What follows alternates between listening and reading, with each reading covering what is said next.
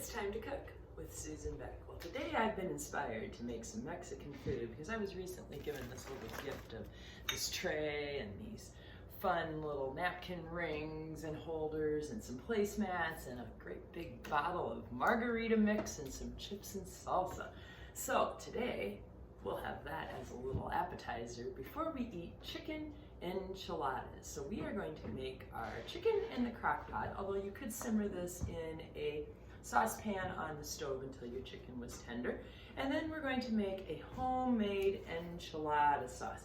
So I'm going to want 4 to 6 hours, should be long enough to get my chicken tender enough to kind of shred apart. We want to make some shredded chicken out of this. And if you prefer, you could always make this with ground beef or with some pulled pork would work nicely, or some shredded beef as well. So we're going to start by adding a few things to our crock pot besides just the chicken breast. We're going to do 2 chicken breasts today, and then I'm going to use, this is a big onion, I'm going to use like half of it, and I'm just going to peel away the part I don't want. And I have a nice video where if you want to see me dicing an onion closely, you can get a better view of this process. So it ends up getting 3 cuts, and my onions become nice and small. I have 2 nice chicken breasts here today that are going to go in just whole now, and they will be shredded up later. In goes the other one. And then we're going to add a teaspoon of, I've got garlic flakes here today, garlic flakes, garlic powder, fresh garlic, whatever you'd like. We're going to put in 1.5 cups of chicken broth. Now if you buy this in the box, that's great. You can use the water with the soup base, like a teaspoon per cup it is. I want 2 cups of this today in my chicken. And mine was frozen in 1.5 cup packages. So I'm just gonna dump this one in here so I can tell how much I'm putting in. But however you use your chicken stock, that's just fine. Remember, it's okay to change up recipes like this. You know, you can change out the chicken stock for vegetable stock. You can change out the chicken stock really just for water. In goes the chopped onion. And then today I am using a can of fire roasted tomatoes, but if I was in gardening season, I would put in a fresh one. My canned ones would work, but I do have to say, I really love these fire roasted tomatoes. There's just something about them being roasted in the oven and a little bit of char. And these just have great, great flavor. Oh, does that look good? We'll put the lid on that and let it cook. And then we're going to use 2 more cups of chicken stock, 3 tablespoons of flour, a little tomato paste, olive oil, apple cider vinegar, and I'm gonna add some chipotles to my recipe today, as well as many, many spices, a 1/2 teaspoon of black pepper, garlic powder, cumin, and oregano, and then a tablespoon of chili powder, and then I really like the smoked paprika. All my beautiful spices are down in this bowl, and the flour is in there as well, and I'm just going to stir those all together, and then we're going to put them into a skillet along with some olive oil. The skillet's on medium-high heat, and I have about 3 tablespoons of olive oil in there. You usually want about the same amount of your fat, which could be, you know, butter or olive oil or canola oil, to the amount of flour you have. And we had 3 tablespoons of flour, so we want 3 tablespoons of our olive oil today. My spices are mixed in. I'm getting a little bubble there, so I'm going to go ahead and put that in. And then I'm going to use a wooden spoon to give that a stir. And I'm going to cook it for 2 or 3 minutes. Stir.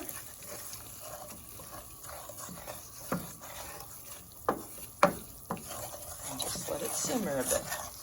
This enchilada recipe is great when I don't have fresh things from the garden. My favorite one, I use my fresh tomatoes, I use some jalapenos, I use some chilies, I use things from my garden. So today I am going to use these chopped up chipotles in adobe sauce. And I just want you to know it, when you taste them, they have a lot of kick. So this is a 7-ounce can. I do not want that much chipotle in my sauce. So I'm just going to use 1 teaspoon of these chipotle peppers that are somewhat chopped up, and I'm just gonna add those right now to my flour and spice roux here. And just cook those along with everything else, just to give it a little bit of a kick. If you don't like spicy things, simply leave it out. You could also cut back on the chili powder and the paprika. Again, make these recipes your own. Now it's time to add in our chicken stock. I've got 2 cups. This is something when you're making a roux, you just want to put in a little at a time. Just kind of let that sizzle and work its way into the flour.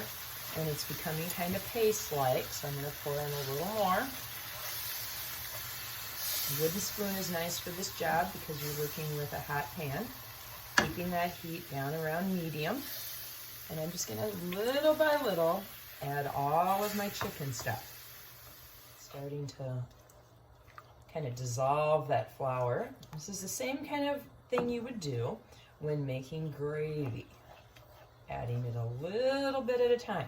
Or making a roux for scalloped potatoes. Those are some of my recipes you can look up at Time to Cook with Susan Beck. All right. All my chicken stock. Into there, I'm also going to put a couple tablespoons of tomato paste.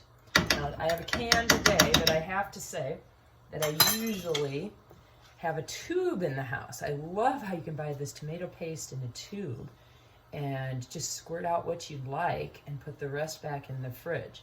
Today, I'll just end up freezing my extra chipotles and my extra tomato sauce for future recipe. Last thing we're going to add to this is just a teaspoon of apple cider vinegar, just to give that little acidity. So we are just going to let this simmer for a little bit, and it should thicken up a little. My enchilada sauce is simmering away back here on the stove, and my chicken has been in here for probably about 5.5 hours. So I'm just using a couple of forks to lift it out of here. And then I am going to use those. I'm going to save those onions and tomatoes that came out with it. And then I am going to just take my forks and just kind of shred this meat up. So I'm just finishing up tearing up those pieces nice and small. I like them to be, just nice bite-sized pizzas to make it easier to eat. So as I am about ready to start filling my tortilla shells with the enchilada toppings and fillings here, I have some Spanish or Mexican rice, whichever you call it at your house, going over here with some tomatoes and chicken broth, and I have another video that you can watch on how to make the rice. But in terms of timing, this is a good time to get that going. All right, I am going to use 2 different pans today, and I am going to put some of this into the freezer because it's just my husband and I. And a lot of people say to me, well, you know, I live alone, or the kids are gone now, and I just don't need 10 to 12 enchiladas. Well, my first thought is go ahead and make them all and freeze part of them. Or the other thing would be, this is such an easy recipe to make half of. You don't just need 1 chicken breast instead of 2. You only need 1/4 of an onion instead of 1/2 of an onion. All right, so what I've been doing here is putting half cup to 1/4 cup, just enough enchilada sauce to kind of coat the bottom of this. And my tortilla rolls are kind of sit on top of those, and I think it's just a little easier to scoop them up. So onto my tortilla, I want to put some of that chicken, just a couple tablespoons of the chicken there. All right, cover that nicely. I have both some cheddar cheese and some Monterey Jack cheese that are going to go into my tortillas. And then, you know, remember we had all those onions and tomatoes? Oops, I got this better spatula here. I want to drain off that liquid. I really don't want all that liquid in there. And then I'm going to add some tomatoes and onions to that, and just a little drizzle maybe of the enchilada sauce, although most of that I'm going to put over the top. So to roll these up, I like to put one end in and the other end in, and then fold the left side and the right side over, making like a little pocket, and then I flip it over and I set it down into my pan. All right, a close-up demonstration. A little bit of chicken, couple tablespoons, along with some cheddar and some Monterey Jack.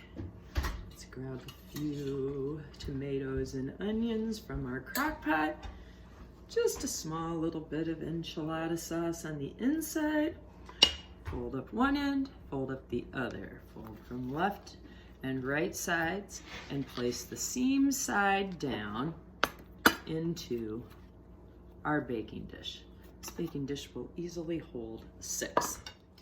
Okay, we're just about done. I've got 10 of these that I was able to make with the chicken that I had. I think 10 is a good number. The original recipe said 12, but I seem to get closer to 10, and my tortilla shells came in a pack of 10, so 10 is a nice number. All right, the rest of that enchilada sauce gets drizzled on the top. You want to have about half of it left, I think, or close to it. Remember, there's some on the bottom as well. And these are gonna bake for about 20 minutes in a 400-degree oven that you should have also started preheating when you began making your tortilla rolls here, where you started rolling it up. All right, and then any Monterey Jack and cheddar cheese you have left gets sprinkled on the top. And there we go. I have 6 for supper tonight. And these, I'm going to cover this with plastic wrap and cover it with foil and stick it into my freezer to use another day. And then if I stick it in the fridge when I go to work in the morning, it should be pretty well thawed out to go in the oven. If it's not quite thawed, then it just take a little more than 20 minutes to heat up.